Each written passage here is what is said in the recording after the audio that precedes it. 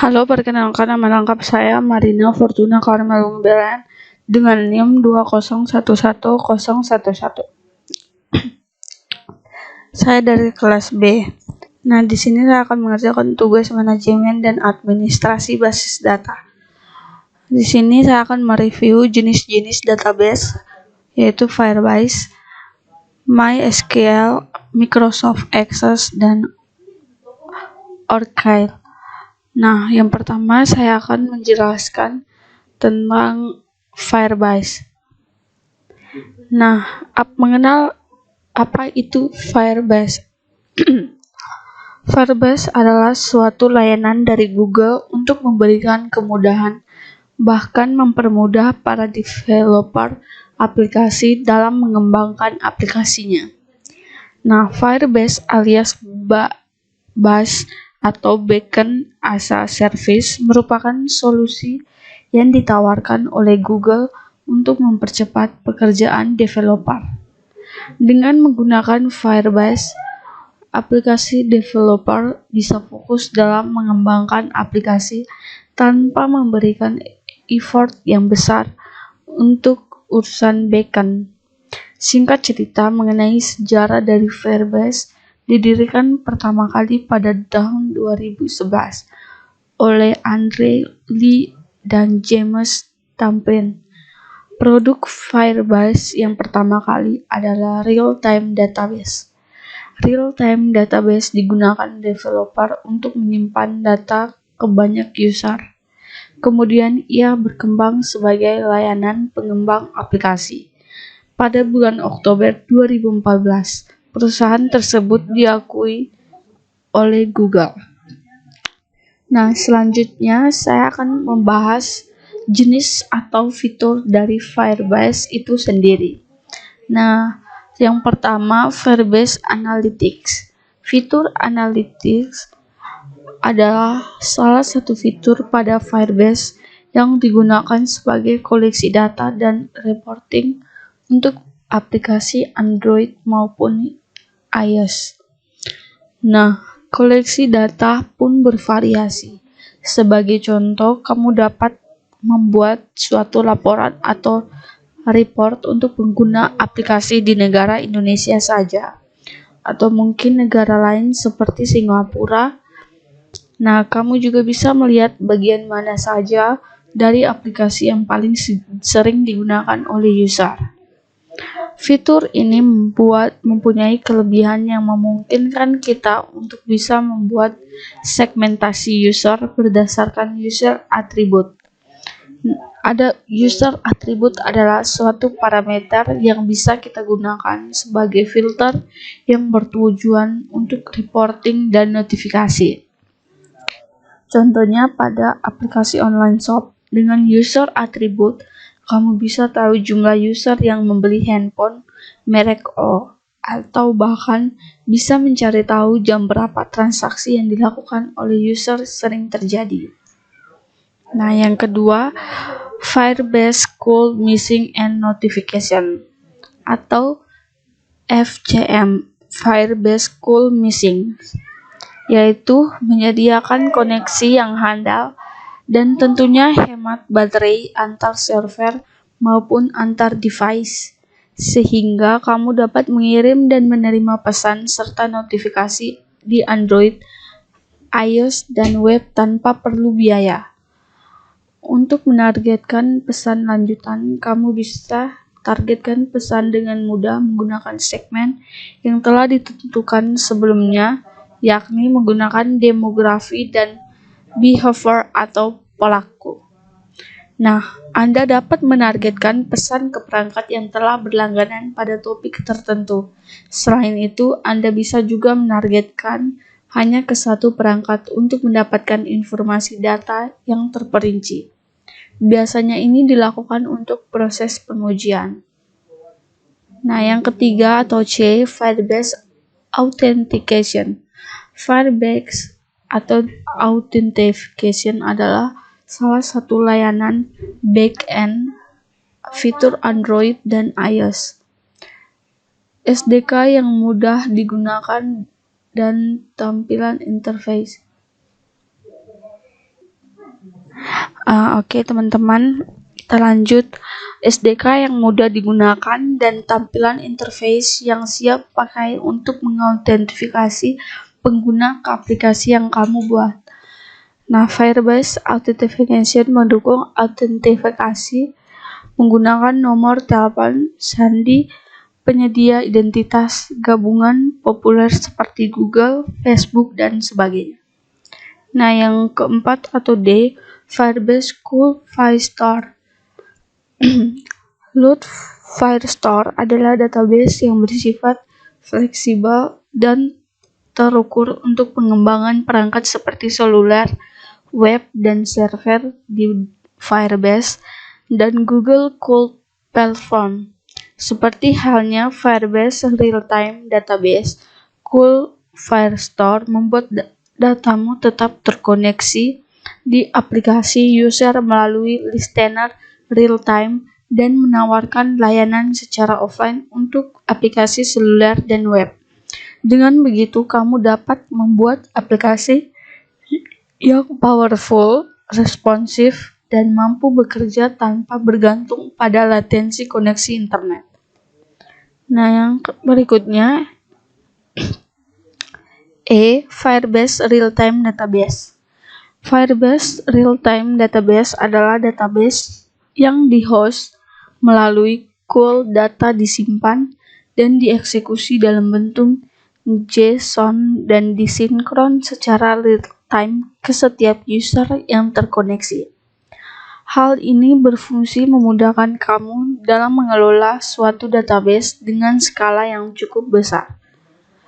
Ketika kamu membuat aplikasi lintas platform atau multi-platform menggunakan SDK, Android, iOS, dan juga JS atau JavaScript, semua pengguna akan berbagi sebuah instance real-time database dan menerima updatean data secara serentak dan otomatis. Kemampuan lain dari Firebase Real-Time Database adalah tetap responsif bahkan saat offline karena SDK Firebase Real-Time Database menyimpan data langsung ke disk device atau memori lokal. Setelah perangkat terhubung kembali dengan internet, perangkat pengguna atau user akan menerima setiap perubahan yang terjadi. Nah, berikutnya Firebase Hosting. Selanjutnya ada Firebase Hosting. Nah, suatu layanan hosting konten web.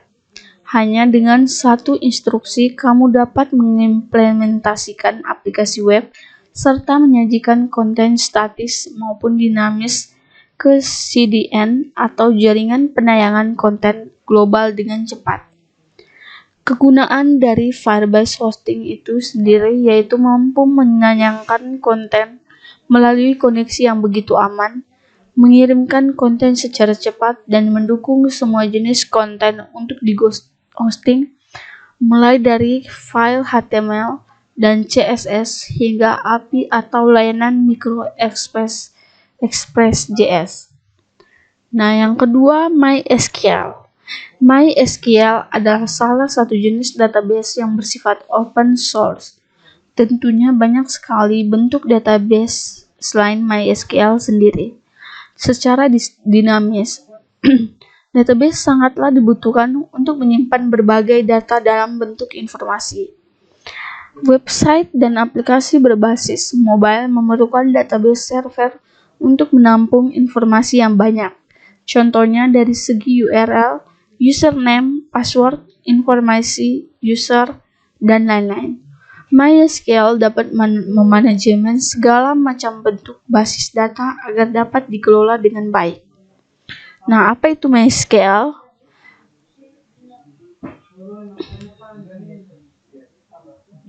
MySQL adalah sebuah DBMS atau Database Management System menggunakan perintah SQL atau Structured Query Language yang banyak digunakan saat ini dalam pembuatan aplikasi berbasis website. MySQL dibagi menjadi dua lisensi. Pertama adalah free software di mana perangkat lunak dapat diakses oleh siapa saja. Dan kedua, shareware di mana perangkat lunak berpemilik memiliki batasan dalam penggunaannya. MySQL termasuk ke dalam RDBMS atau Relational Database Management System, sehingga menggunakan tabel, kolom, baris di dalam struktur database-nya. Jadi, di dalam proses pengambilan data menggunakan metode relational database, dan juga menjadi penghubung antara perangkat lunak dan database server. Nah, fungsi MySQL secara garis besar adalah membuat dan mengelola database pada sisi server yang membuat berbagai informasi dengan menggunakan bahasa SQL. Fungsi lainnya adalah memudahkan pengguna dalam mengakses data berisi informasi dalam bentuk string atau teks yang dapat diakses secara personal maupun publik dalam web. Nah, kelebihan dari MySQL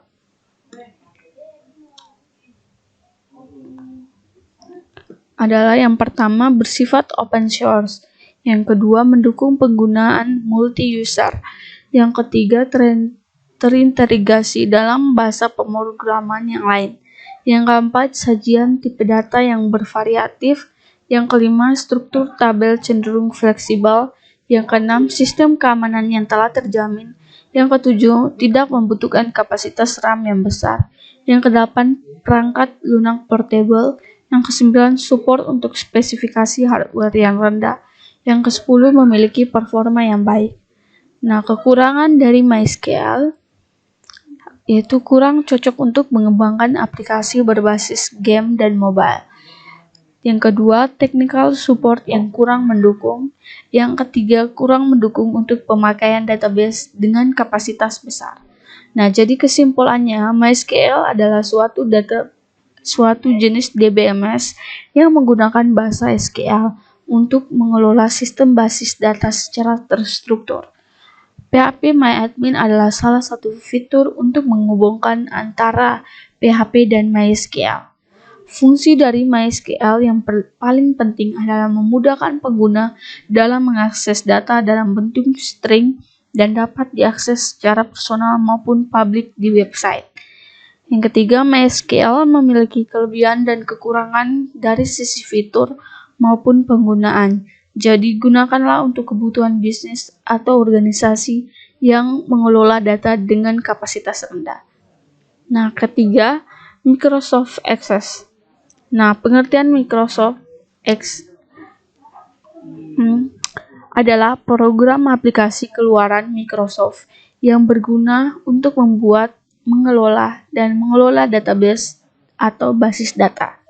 Nah, database atau basis data yaitu kumpulan arsip data berbentuk tabel yang saling relasi atau berhubungan sehingga menghasilkan informasi. Untuk menghasilkan sebuah informasi, diperlukan adanya data untuk dijadikan sebagai masukan. Oke, selanjutnya fungsi Microsoft Access. Nah, teman-teman bisa melihat ini fungsinya yaitu membuat basis data, membuat program aplikasi jumlah peserta didik, membuat program aplikasi gaji karyawan. Nah, jadi Microsoft Access dia bisa membuat berbagai program-program aplikasi. Nah, manfaatnya menghemat waktu dan tenaga, mempermudah pelaksanaan suatu pekerjaan yang terasa berat dan melelahkan. Lalu bagaimana dengan komponen dalam Microsoft Access? Nah, secara umum dia terdiri dari tabel, database, DBMS, RDBMS, query, primary query, file, record, dan SQL, serta lain-lain. Nah, kesimpulannya, kita telah mempelajari tentang seluk-beluk Microsoft Access mulai dari pengertiannya. Nah, jadi jaringan selalu terpaku pada Microsoft Excel, Word, Excel, PowerPoint, tapi mulailah mengenal dan belajar aplikasi Microsoft lainnya, sehingga semuanya produk Microsoft dapat dimanfaatkan secara optimal. Nah, yang keempat atau yang terakhir, Oracle.